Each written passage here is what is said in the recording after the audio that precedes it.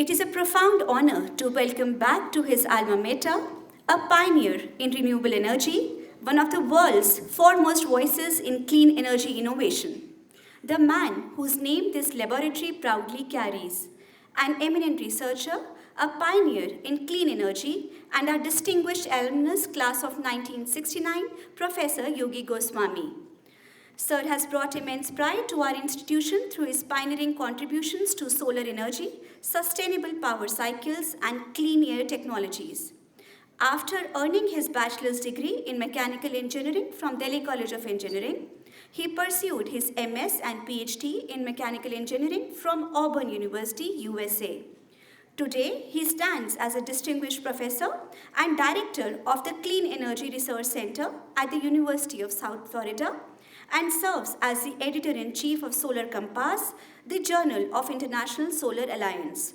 He has also co-founded Molecule Incorporation in 2014, where he serves as chief scientist, translating his innovations into commercial technologies that benefit millions worldwide. Sir's groundbreaking work has led to transformative innovations such as the Goswami thermodynamic cycle, widely recognized for its impact on combined power and cooling technologies.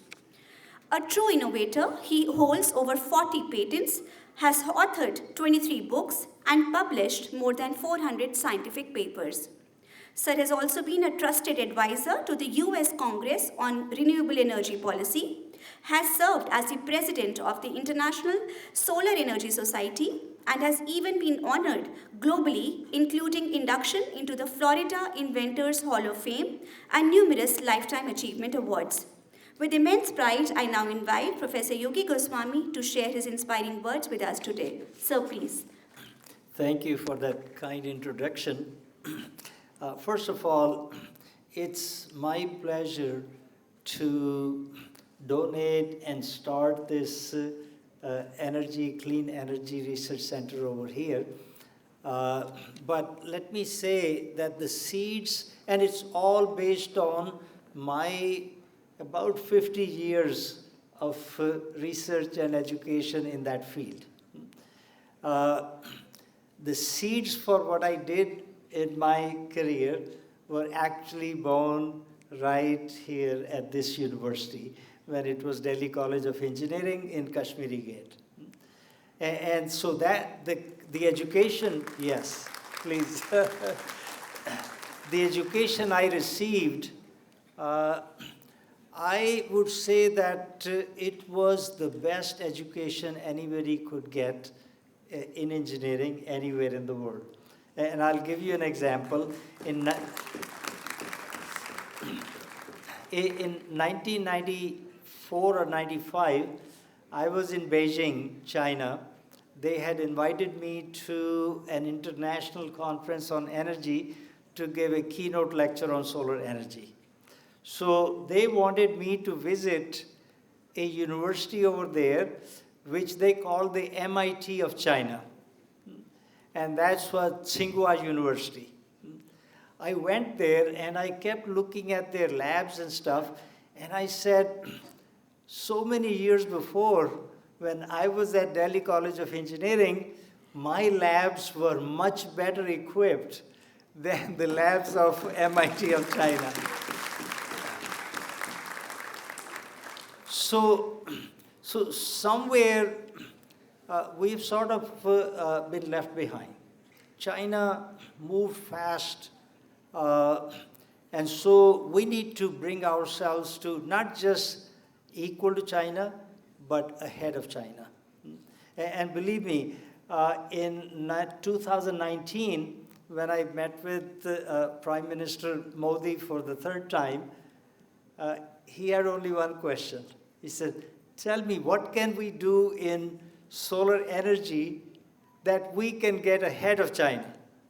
Okay.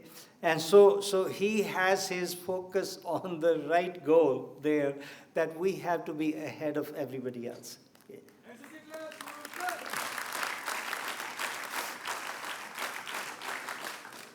So, but I started working in it in around 1976 or so. I received my PhD in 1975.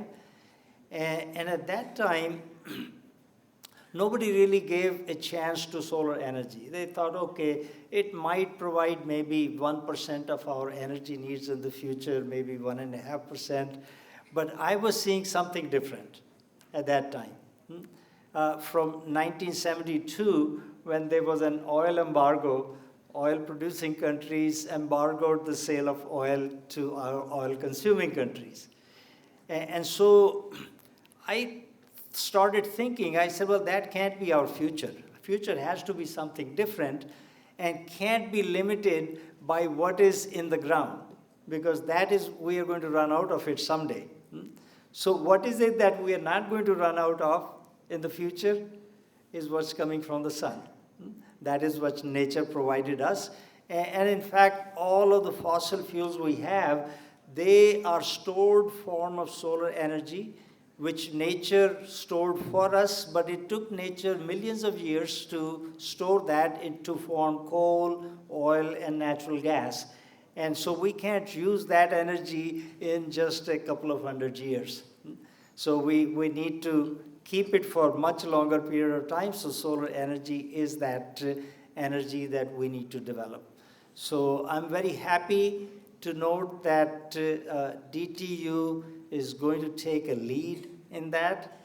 In fact, I would like to see DTU get to that leadership point where it was back when I was a student over here, where it was considered as one of the best universities in the country. And I saw that it was even better than what was considered the best university of China. So with that, it is my pleasure to be here, and I want to thank Professor Prateek Sharma for the leadership that he's showing in moving DTU up the ladder very, very fast. And so in doing that, we have to focus on certain things. And in the field of clean energy, there are few things that faculty at DTU are focusing. I have looked at their report. I'm very happy with what they are doing, and I will be happy to provide whatever help, not just the financial help, but even discussing things with them, giving them my input, and whatever way I can help, I'll be happy to help in it. Thank you.